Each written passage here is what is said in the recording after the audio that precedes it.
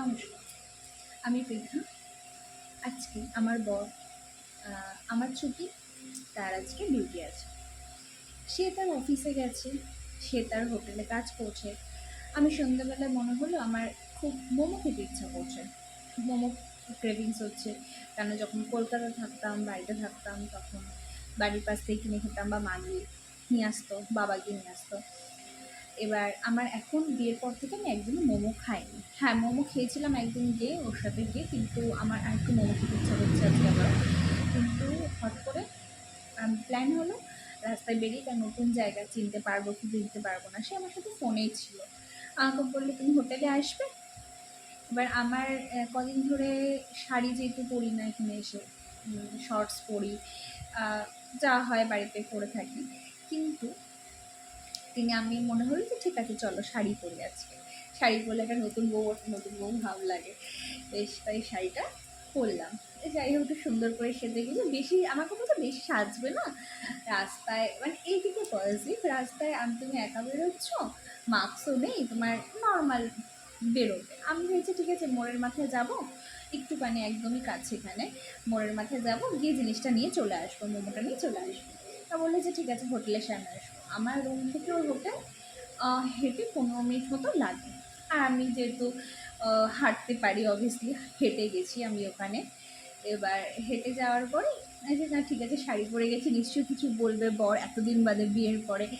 মানে খুব একটা শাড়ি আমি ক্যারি করতে পারি না, যেহেতু শ্বশুরবাড়িতে খুব একটা পরতাম না, শাশুড়ি বউটা পরবে, এই কদিন পরেছে, তারপর থেকে কুর্তি পরি। তা আজকে পরেছি। সে আমার দিকে তাকিয়ে, সে এবার কমপ্লিমেন্ট দিতে পারে না তার বউকে, সে কী বলবে, আমার দিকে তাকিয়ে শুধু হেসেই যাচ্ছে, আমাকে শুধু গালটা শুধু এরকম করলো। এবার আমি বললাম যে, এবার আমি হচ্ছে কী গো কিছু বলবে না, কী বলবো, শুধু ওর কমপ্লিমেন্ট মানে হচ্ছে ও শুধু আমার দিকে তাকিয়ে শুধু একটু হাসবে, আর কিচ্ছু না। ও শুধু হাসবে আর আমার দিকে ট্যাপ ট্যাপ করে তাকিয়ে থাকবে, ব্যাস হয়ে গেল। আমি ওখান থেকে কিছু জিনিসপত্র কিনে দিয়েছিল ঘরে, নতুন সংসার নতুন জিনিসপত্র কিনতে হবে, সেই কিছু কিছু জিনিস কিনে আমার হাত দিয়ে পাঠিয়ে দিয়েছে, কিন্তু তুমি যাও। এবার ওর একটু চুমু খেতে ইচ্ছা করছিল, কিন্তু রাস্তা যেহেতু, রাস্তায় তো আর চুমু খাওয়া যাবে না, সেটা তো পসিবল না। তার জন্য এবার বাড়ি চলে আসলে, আমি ফোনে রয়েছে যেহেতু, আমি কী গো কিছু বললে না, আমি সেজে গুজে গেলাম।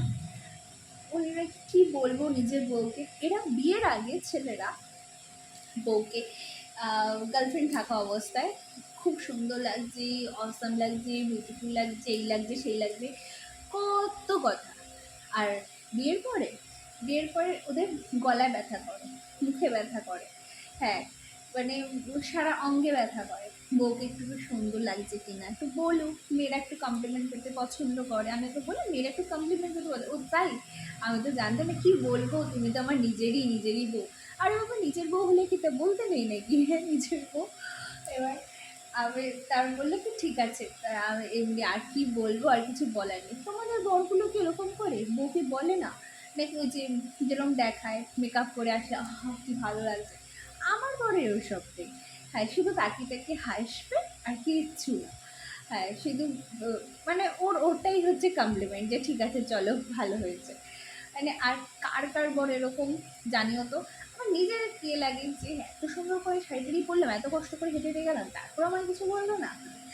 যাই হোক, এমনি একটা ছোট্ট একটা স্টোরি শেয়ার করলাম। কিছু কিছু ছেলে নিজের মনের কথাগুলো হয়তো প্রকাশ করতে পারে না, বাট আমাদের বউদের উচিত বা গার্লফ্রেন্ডদের উচিত তাদের মনের কথাটাকে বের করে আনা বা বোঝাটা, যেটা আমি বুঝি। বা মায়ের সাথে একটু ইচ্ছা করে না আমার বরটা আমায় কিছু বলুক, আমি চাই আমায় কিছু বলুক, তো এখন বলে, কিন্তু একটু করে কিছু কিছু সময় বলে দিতে হয়, ছেলেদের একটু বলে দিতে হয়। এটা আমি আমার বাবার ক্ষেত্রেও দেখতাম, আমার কাকার ক্ষেত্রেও দেখতাম, মামার ক্ষেত্রেও, মামিও আমাকে শেয়ার করতো, মামার ক্ষেত্রেও দেখতাম, এখন নিজের পরের ক্ষেত্রেও তাই দেখি।